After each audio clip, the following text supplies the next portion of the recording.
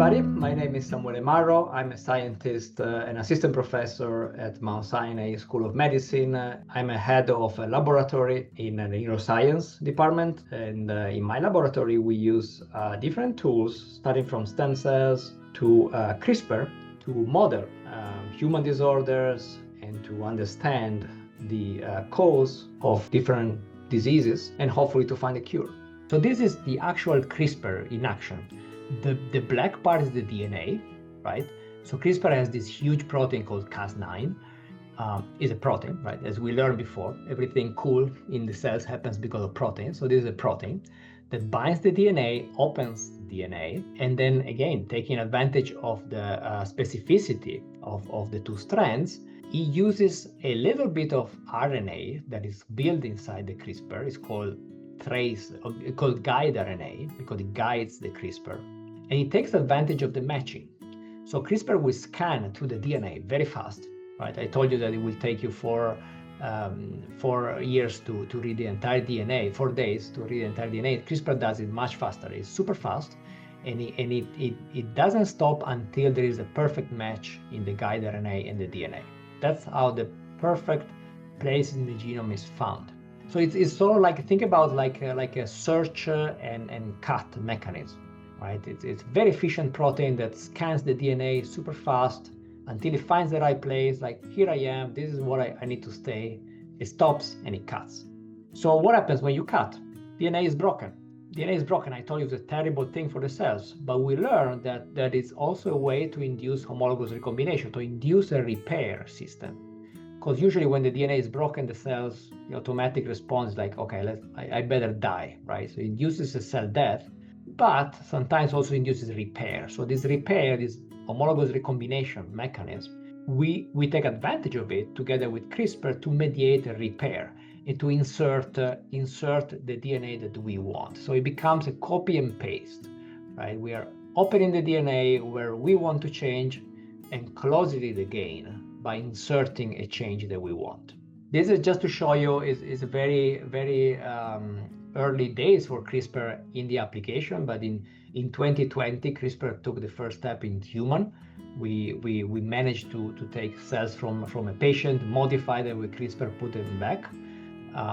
So in 2020, it was the first clinical trial for 3 cancer patients. But there are more of these. This is more recent news.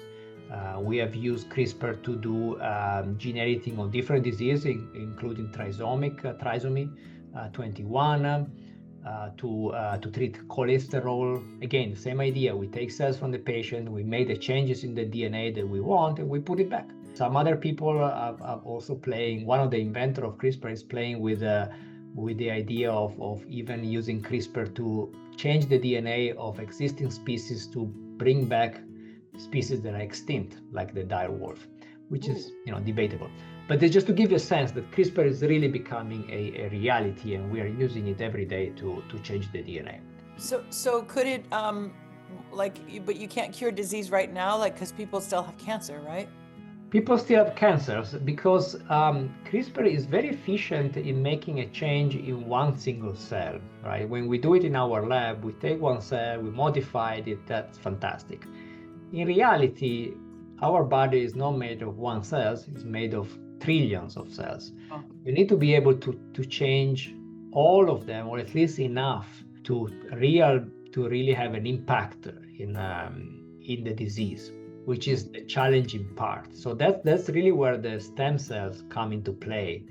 So the power of CRISPR is being able to change the stem cells, but then you really want to use the power of stem cells to actually cure the disease. You need the cells that is able to replicate, to produce a tissue, and it's a combination of technologies. Yeah.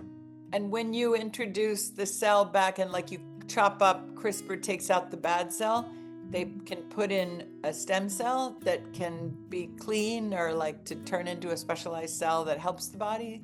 Yeah, so it depends on the disease we are talking about, right? If the example I brought here is cancer. Mm-hmm. So for cancer is called CAR T, CRISPR engineered T cells. So in that case specifically, we know that cancer is usually controlled by our immune system. Our immune system, like T cells, they are very good in getting the cancer and get rid of it.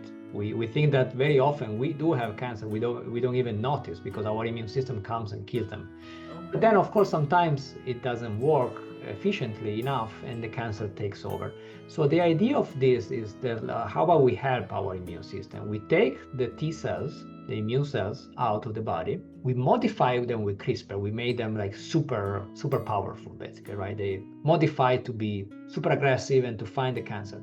So they become like super cells because of CRISPR.